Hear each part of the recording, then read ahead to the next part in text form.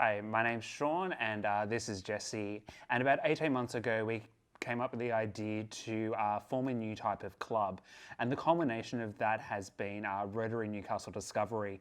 And what we're going to do today is just sort of talk you through about what sort of club is it, how we intend it to operate, and just sort of where we've been and where we intend to go. So just a bit about us. I'm Shaun Stoneman, so I've been in Rotary for the last 3 years, and prior to that was involved in Rotary down in District 9685 in northwest Sydney. For me, as a day job, I am a digital marketing specialist at Pacific Smiles Group and have done so for the last 18 months.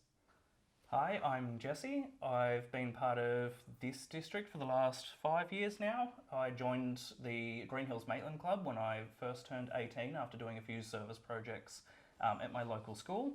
My current job is running my own plant shop down in Belmont, so we only opened that at the beginning of the year. Prior to that, my experience has mostly been as well in the marketing realm. That's where I trained and did all my university training.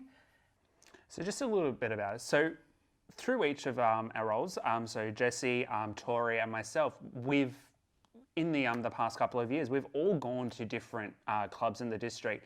And what we've realised is there are little elements here and there that we kind of really enjoyed, but as a collective, we couldn't actually find that in a club. So what we've sort of did was go through and get an understanding of what sort of club models there are and how we can apply those sort of learnings that we've had and those elements that we really like and sort of combine it into a single club. And that's sort of where we landed on the Passport Club concept. It really seemed to tick a lot of those boxes that we wanted. Mainly, one of the biggest things for us was the flexibility around meetings and projects and just sort of being able to work in with people's lives. We'll dive into that in a few minutes anyway, but that flexibility does become a key factor, especially for people like us who, might be working full-time, studying full-time, a younger generation, people that still want to give to Rotary as an organisation and want to help their communities, but may not necessarily be able to commit to the models of clubs that we currently have in the district. So what exactly is a Passport Club? We've kind of thrown that word around a little bit during this presentation, and I'm sure everyone here has heard about that through either the Natter or even just in conversation. So basically what a Passport Club is, it's a Rotary club that gives its members a far more flexible club experience. So it's encouraging its members to visit other clubs, participate in their club activities, and working on their projects, relaxing the attendance policy so you don't have to turn up to every meeting. As long as you're sort of meeting those minimum attendance requirements, everything's sort of all good on that front, but also going through and offering just a variety of meeting formats. So instead of meeting at the same location, same time, same night each week, it could be just going through, like, we've all participated in Zoom calls, but also going through, do we want to go to the beach for a swim and sort of meet and do a small project? Do we want to go to the park and do a picnic? Or go to the pub for a good pub meal? So the way that we started with this, what are the barriers to Rotary? What are the barriers that people encounter when they are asked, why don't you join? And those things usually came down to, again, the flexibility and time poor, money, the awareness of Rotary at all, and old perceptions. We know that Rotary has a lot of old stigmas around it that just aren't true. There's a lot of things that need to be clarified, especially with newer generations. So we then sat down going, right, how can we overcome these barriers? And that's when we found out about the Passport model to begin with. Being a relatively new concept in the Rotary world, especially in Australia, we were excited to jump on board and explore a bit more about what was involved with that. So who exactly would join a Passport Club? To be honest, it's really open to anyone as long as they're eligible to join Rotary. So 18 plus through to whatever age bracket. The idea is that the barriers that people would normally self-impose on themselves. I'm a woman, I can't join. I'm gay, I can't join. It's those types of people, and as well as that, but people who are time poor.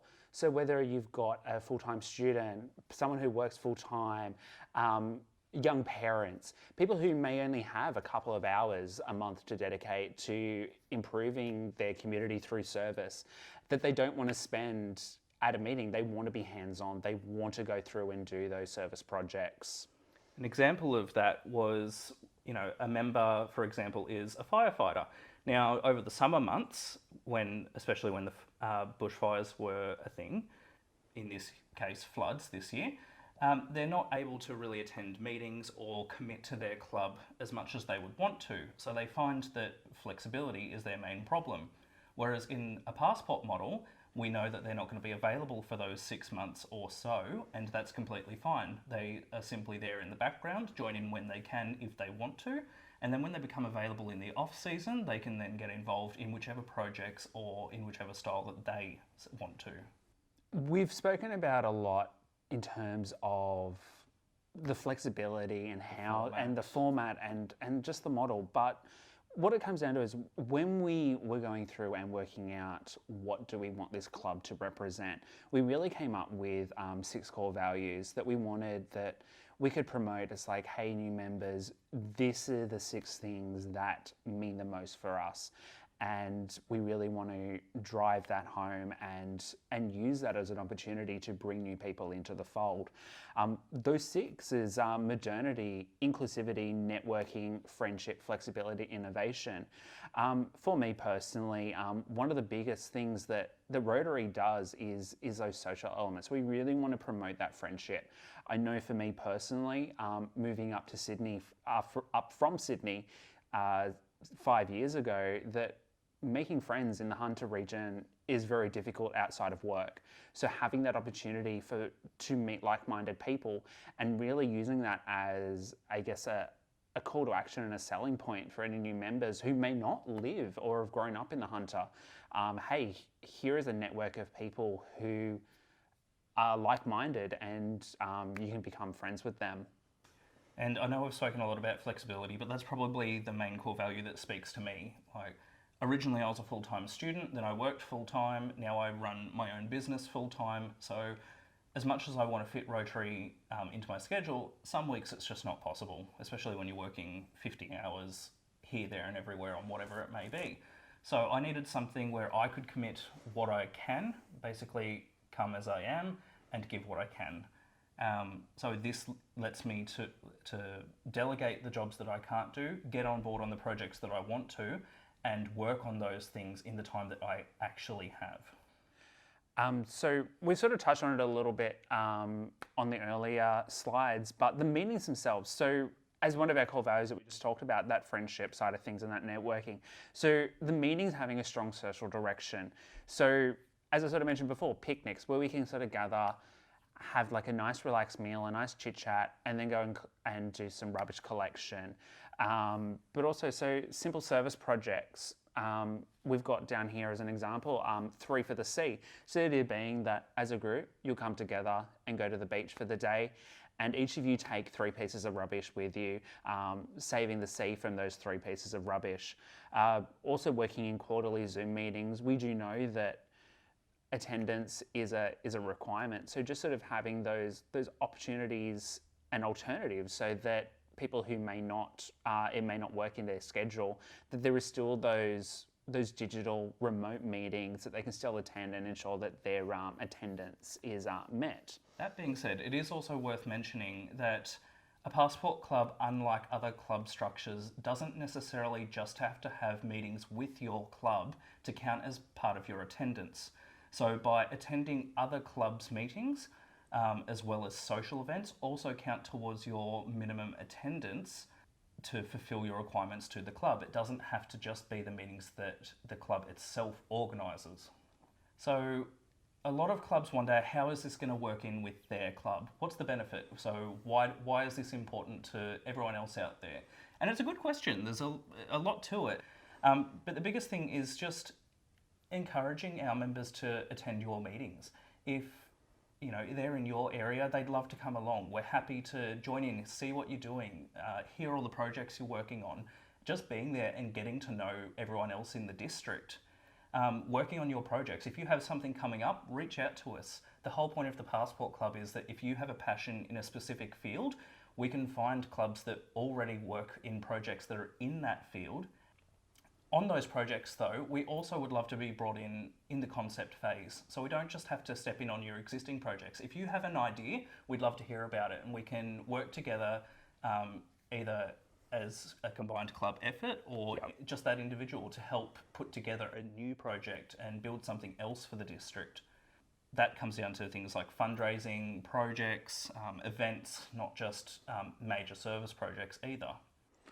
And one of the things that we really do want to encourage is just working as matchmaker.